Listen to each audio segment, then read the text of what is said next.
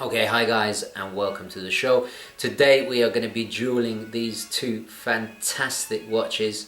I'm really eager to get into this because I've got to say I think the Glycine might just take the current reigning champion of the mid-range, the iconic and highly unique Squale 1521. It might just take the crown off this unbelievable diver watch. Anyway, before we do the video, I have of course got to do a wristwatch check, and it's no surprise I'm still wearing an every time. I mean, I'm in that honeymoon phase. Can you blame me? It's such an iconic classic watch, and that blue, I'm just in love with it, guys. Can you blame me? Anyway, wristwatch check done. Let's roll the intro and then get into this duel.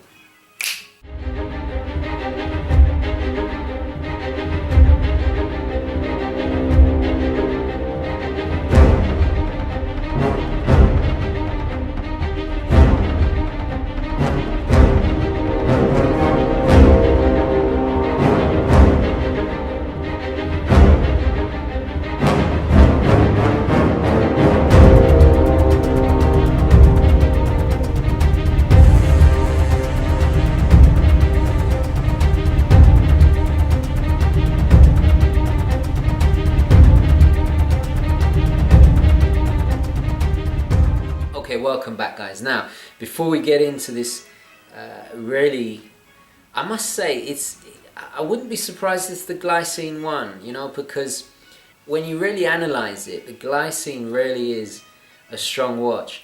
However, you can't underestimate the high depth rating of 500 meters for the Squale, which at the end of the day they are diver watches, but you know, this one's got a better bezel, this one's got a more modified, and I think a superior movement in this one. So it's going to be quite a close thing, and I wouldn't be surprised if the Glycine won. But then again, you know, the iconic nature and just beautiful styling of the 1521 just might keep it in its on the throne. You know, you never know. Anyway, guys, without further ado, let's get into a closer look at these two amazing watches and see them go head to head.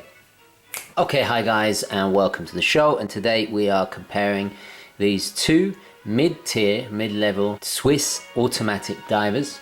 Now, I've reviewed them both individually. This is a duel that I really felt had to be done. You know, just two incredible, great, highly overlooked niche brands that only real connoisseurs of watch collecting kind of know about, and I believe both of them deserve more attention. So in the red corner we have the Squale 1521, which is the current reigning champion. I would say of my mid-level divers, it's just managed to beat so many watches in its class, and I think it's incredible. It's a personal favorite of mine, and it's just a watch that I've fallen in love with. I never would have expected it, and so not until I had it in person that I fell in love with it. And it's one of my favorite watches.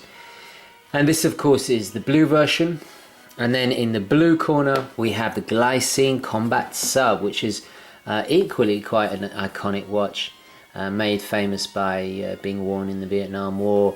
And again we have this Swiss, quite relatively not unknown in the mainstream, but still a very historic and interesting brand. Now, before I get into this duel, I must point out that there are several versions of each watch. They come in a variety of colors, different dials, different straps, all the rest of it. It is not a direct comparison just between these two. The Squale 1521 is representing its entire range, so the black one, the PVD one, or the one with the orange dial, etc., etc., and same for the Glycine. So they are representing their entire range. So it's the Combat Sub range versus the Squale 1521, rather than these two individual versions going at it. These just happen to be the two versions that I picked for review. This is my personal one, and this one is on loan. I am actually buying a Glycine Sub to add to my personal collection, but in a different configuration. So I just thought I'd get that out of the way first. So we have 10 categories. I'll go through the meaning of each category. They're fairly self-explanatory. Each category is out of 10, and then we add them up. There's 100 points to add up, and if you want to see how they stack up against other watches, just refer back to my previous Duel videos. Now, first category is, of course, value. Now we'll just move this little cloth down, and as you can see, the Squale 1521 leads with 10 out of 10, and that's very simple. This watch is an amazing, astonishing value of just under $900, which I think for an iconic Swiss diver of this caliber with this much heritage and such a beautiful design, it really is outstanding, unbeatable. So therefore 10 out of 10. The Glycine trails a little bit at 8, still very good value for money. This retails about $1,400. You can get them just over $1,000 at Saltzman's, and I would recommend you buy them from Saltzman's. Saltzman's are the official service center for North America. So, you know, if you have any problems or a warranty needs with servicing, etc., you know, they will look after you, and I think that's a really important thing. Anyway, so it is slightly more expensive, but then again, it's a fantastic watch for the money. Still very, very, very good value for the money at just over $1,000. You can get even some better deals, which I will be sharing with my viewers soon. Okay, so let's move on to the next category, which is design. And this design is, it doesn't go into the style, which is a separate category, which style is more about aesthetics. Design is about how well it's designed to do its job. These are obviously automatic diver watches, so let's see how they stack up. And they get a unanimous 9. And the reason is, I know what you guys will think. You'll be like, hang on a minute, the Squale is 500 meter water resistance and this is only 200. Well, they have both their strengths and weaknesses, and believe me, the design of this has been so wonderfully thought out. It's such a practical watch, and the case design is done so well that it actually has strengths that kind of make up for its weaknesses against its lower water resistance. And likewise can be said about the Squale. There are things that I think could have been improved about the design. For example, its bezel action, it's not the best. This has got the upgraded little, you see the little screws there in the bezel. So even though it has superior water resistance, you know, might be one of the most comfortable divers to wear, it still has a tiny little flaw in its design. It's not perfect, so therefore a 9. And what makes this so strong is its thinness. It's one of the most comfortable watches to wear. Its design is so practical, so legible. We got a 24-hour inner numerals there. These applied lume in the markers, it's fantastic. I mean, it really is well designed. They're both very well designed in their particular different ways. So 9s all round. Okay, moving on. Movement. Now again, they tie here. And it's quite interesting because they have quite different movements. Obviously, they're both ETA. However, the Squale has the higher grade movement, not the chronometer certified one, the one down from that, which I think is a staggering value considering it's under $900, and it performs admirably. A really solid, reliable movement that can take a beating, and it's perfect. It's cheap to service. You're not going to have problems with it. However, the Glycine also gets a 10. They've modified it quite a bit and it performs amazingly well, and they managed to fit it in a really thin, I mean this is 10 millimeters. In the review I said it was 11, it's actually 10 millimeters thin, so quite a staggering achievement, and it performs amazingly. So 10s all round. You know, again, ETA, workhorse, cheap to affordable to maintain, and very, very reliable, and that's what you want in the movement. And you know, 10s all round. Moving on, brand, prestige and heritage. Now this category has changed a bit. I've added the word heritage because I wanted to be clear that this includes the brand's history. Now this is the first category where the Glycine takes the lead, and that's very simple. Glycine is over 100 years old. The Airman, one of their most iconic watches, was famously worn by pilots in Vietnam. This was also saw action in various conflicts and was worn, has a huge military following, not just the Combat Sub, the Airman obviously with pilots. And they got a long history. If you look at the early history of Glycine, they were a company that were innovating in the early days, and they got a rich history, and not many people know about it. So, you know, a 9 out of 10. They still have the same factory in Bienne in Switzerland. Both, you know, Swiss made. It's a highly respectable brand, highly overlooked. Just amazing that you can get this kind of level of Swiss horology for the price. So 9.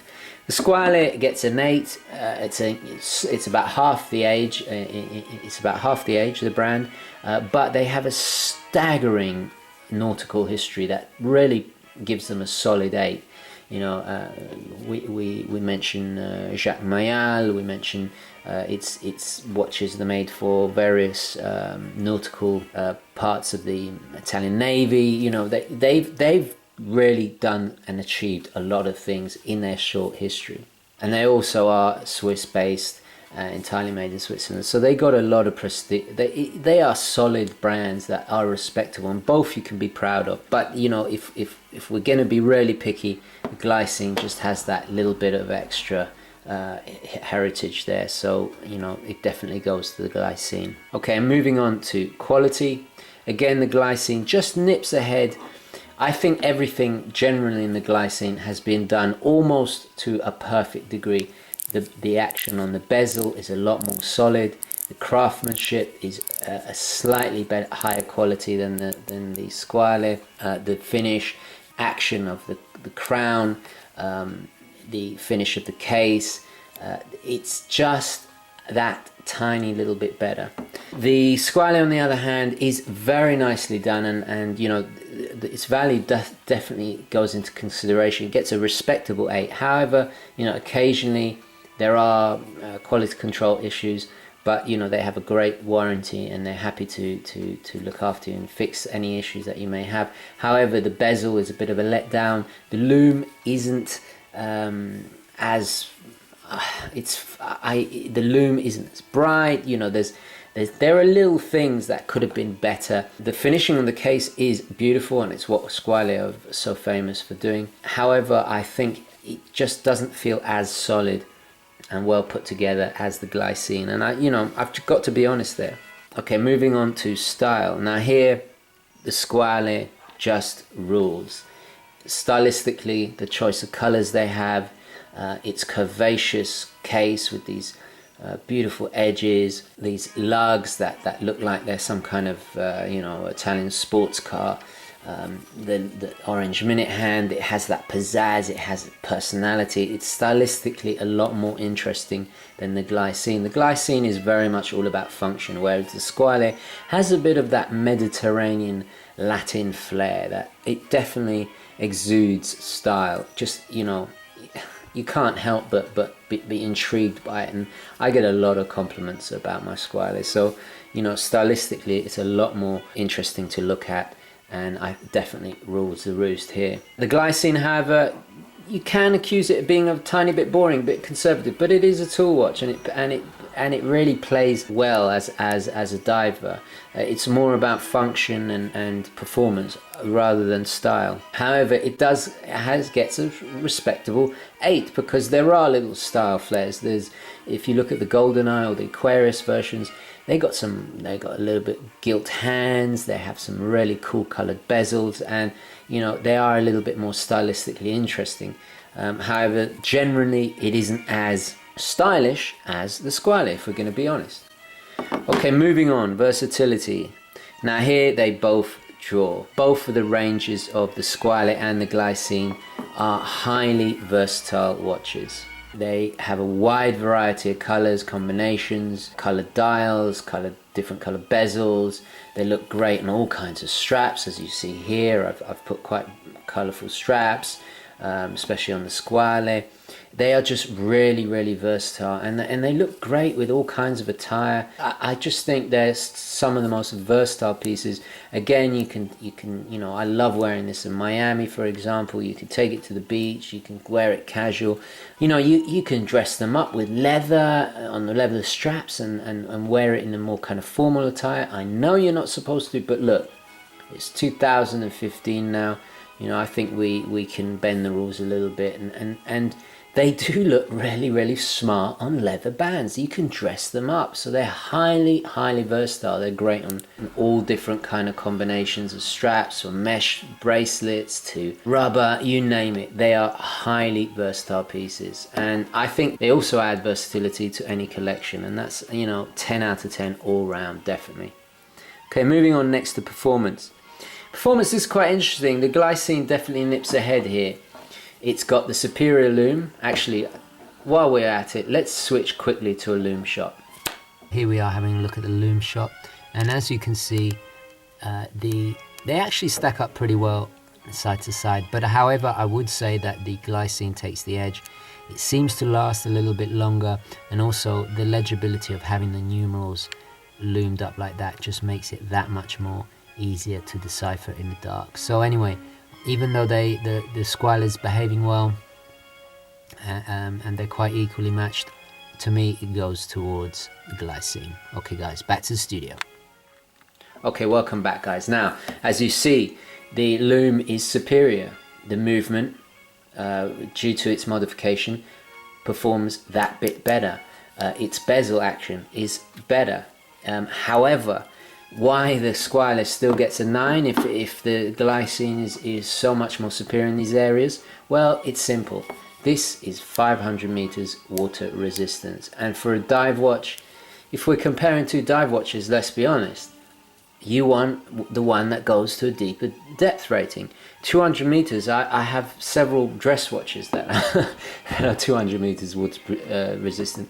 It's, you know, as a dive watch, it lets it down a little bit. However, why it still gets a 10 is because it's so comfortable.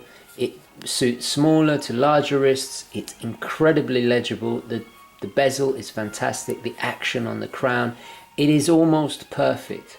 In fact, I give it a 10 because, to be honest, if you're really going to go seriously that deep, then you'd probably want to get something even more serious than either of these two. With its shortcomings of the inferior loom and the kind of little bit of a problematic bezel, the action to the crown not being as smooth, it still gets a respectable 9 because it's reliable. I've never had a problem when the performance of these, and it still does its job. You know, I wake up at night, in the middle of the night, I check the time, the loom's working, it still works. You know, okay, this is better, but it still works, it does its job. At the end of the day, as a dive watch, it's still highly respectable at 500 meter water protection, which for $900, guys, you know, it's very difficult to beat.